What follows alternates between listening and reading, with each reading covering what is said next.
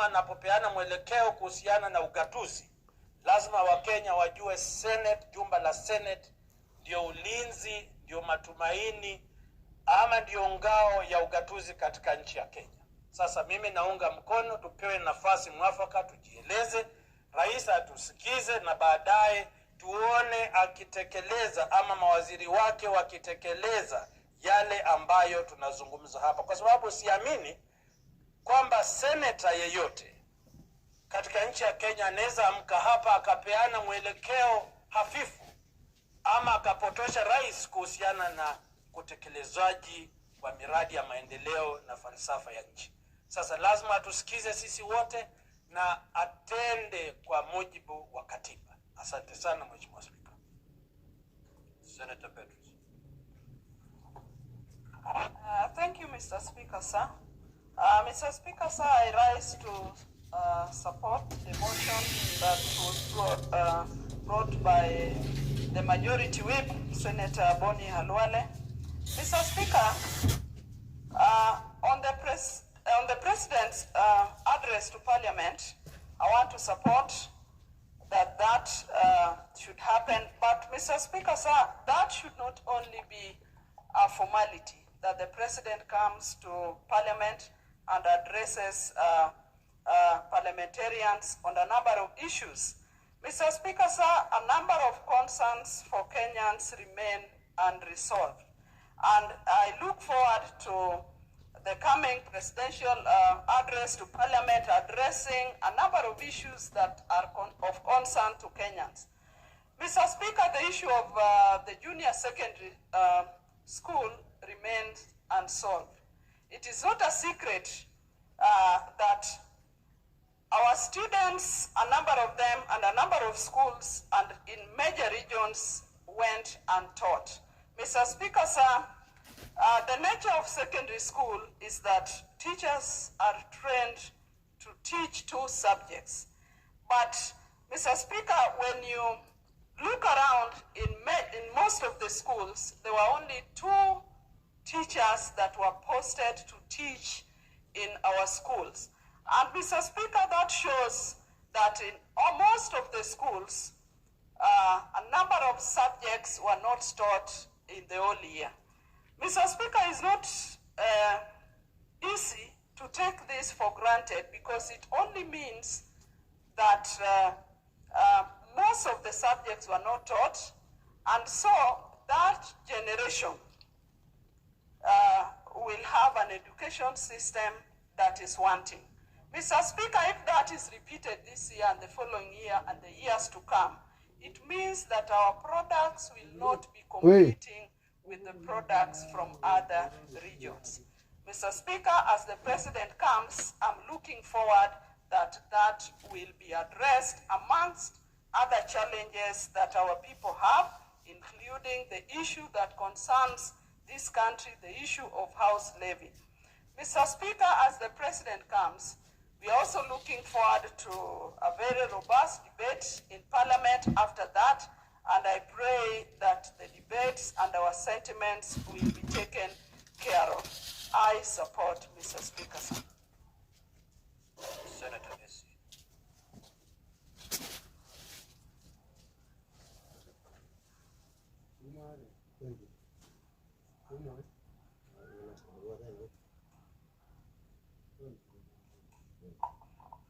Thank you, Mr. Speaker. I want to support this motion, yes. The President, being a representative of the people, is actually a very integral symbol for Parliament also. Mr. Speaker, in as much as this is a platform for the President to articulate his agenda and communicate what his intentions to the country are, I don't think it should be more about the debating. On that, I want to slightly deviate, because in as much as we debate very well on some of these issues, if action is not followed thereafter, then it becomes more of a praise and worship agenda, Mr. Speaker, which will not steer this country forward. Mr. Speaker, this is an opportunity for government to articulate their agenda is. And I do not even understand why some of our cabinet secretaries have been shying off from coming here and articulating the agenda they have, or rather how they are sorting some of the issues we are saying. Just like Senator Beatrice has mentioned the issue of JSS teachers. The other time before we went for recess, I raised a statement inquiring from TSE on the career progression of those people, and the response given back to me was focusing on retired teachers, which I saw was an attempt to dodge the question I was raising. Several thousands of young people watching this engagement this morning are actually looking forward to this house to address some of those issues facing them. So, Mr. Speaker, the President will come and guide us here very well. We are ambassadors of what our administration is doing, but we have a burden of responsibility to also ensure we actualize whatever promises we gave to our people. And I weep for young people, because if sincerely education is the key, then why do we make it so difficult for people who have gone to school?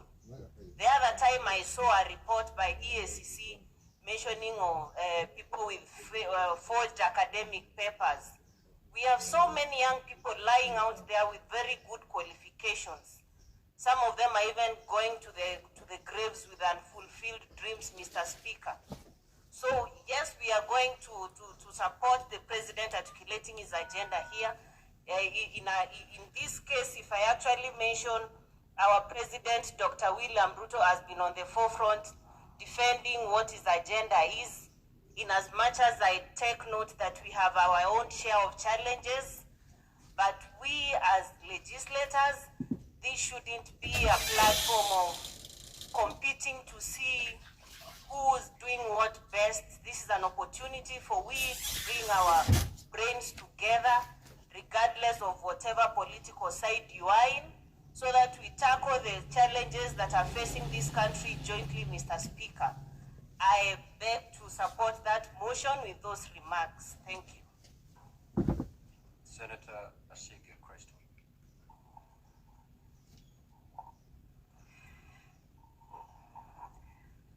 Thank you, Speaker. I'd like to take this opportunity to wish you and honorable members a very happy new year. Speaker, I rise to just make one point on this topic. When the President comes and makes his address to parliamentarians twice so far, the Parliament grounds is always alight with activities. It's buzzing with preparations being made to receive the President and his delegation, and parliamentarians who are very keen to hear the agenda that he will set forth. Mr. Speaker, unfortunately, so far there has been no agenda that I have heard of addressing the constituents that I stand here to represent every single day. Mr. Speaker, twice we have heard the voice of the President, and twice we have not heard the voice of the President speaking on matters of disability inclusion, of equity, and of diversity in this country. Mr. Speaker, in the campaign trail, Dr. William Sami Ruto walked, that's what I said. Maybe my accent is passing the heads of others. Mr. Speaker, when Dr. Ruto went into his campaign trail in 2022, he called many of us people with disabilities. He sat with us in many forums. He picked our brains in terms of what we wish to see this country look like in terms of inclusion. And we gave him ideas, and we had conversations across the country in hopes that this agenda will one day come into fruition. Unfortunately, in the opening of Parliament 2022 and in the State of the Nation address last year, we did not hear our voices or our ideas articulated in the President's address. And still, Mr. Speaker, we do not hear of the same. So we wonder, is this just an exercise of lip service? Because in my view, when I came into this place to represent persons with disabilities, I saw the President's address being somewhat of an open feedback loop, where he comes to address parliamentarians, to give his ideas and direction, and we in turn respond with our reactions and contributions on how to make those ideas better. But unfortunately, so far, it feels to our community, persons with disabilities, that he addresses us, but he does not listen when we try to address our issues to him. Mr. Speaker, if ever the President hears my voice, I hope that he hears it today. The representative of persons with disabilities in this Senate, requesting him to kindly put forth our agenda, to prioritize the largest minority in this country of almost 6 million voters. That is persons with disabilities, a group that should no longer be ignored. Because we have votes, we also have money to spend in this economy. We can also make a big change and move the needle in all plans regarding Kenya. So I hope that in future, Mr. Speaker, that the President's addresses will also address us, because we are waiting to be publicly seen and heard by the executive. I thank you.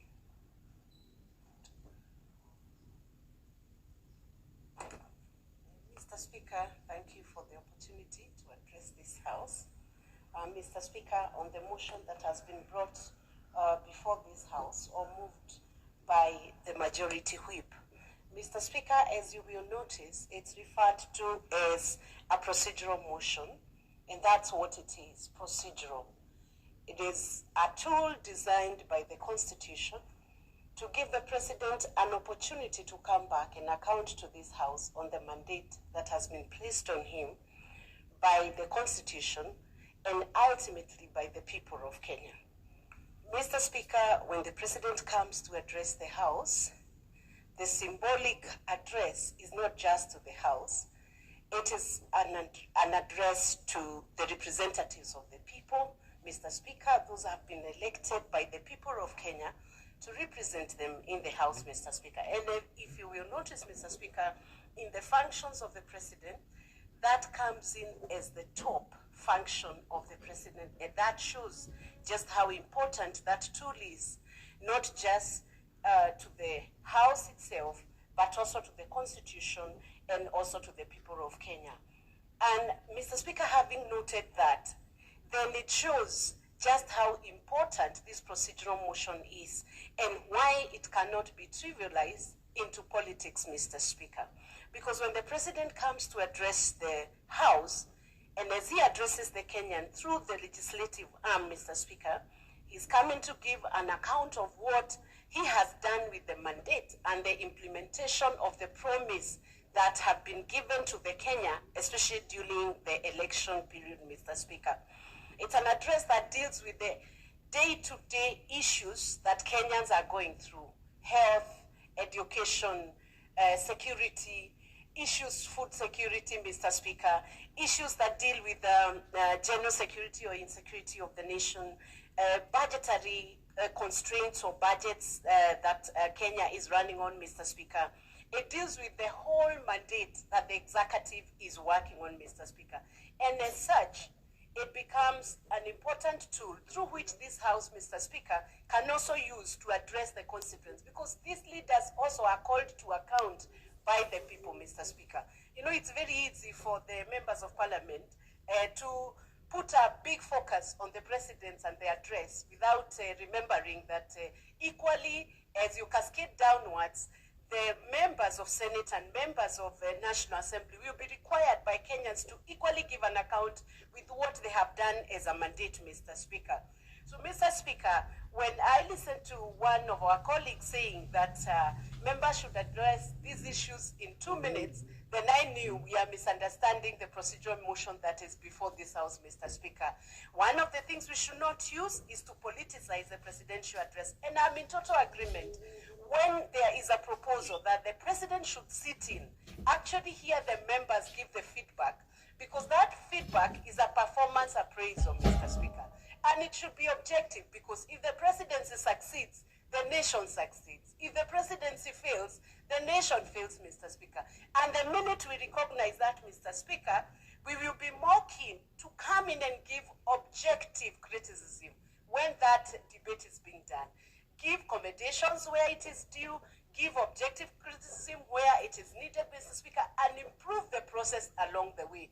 The minute we understand how such a tool is supposed to help governance issues, then, Mr. Speaker, it will come to yield for the Kenyans. So, Mr. Speaker, I rise to support this motion, and I rise to say that it should not be trivialized, and the tool should be dealt with as an important tool and given sufficient time, Mr. Speaker. One other thing I wish to note, Mr. Speaker, ni kwamba Senator mmoja kati yetu, Senator Wakoli, Senator Veronica, you're totally out of order. You need to speak on the language that you chose first to make a comment. Mr. Speaker, why I switched that language and I stand advised, Mr. Speaker, was to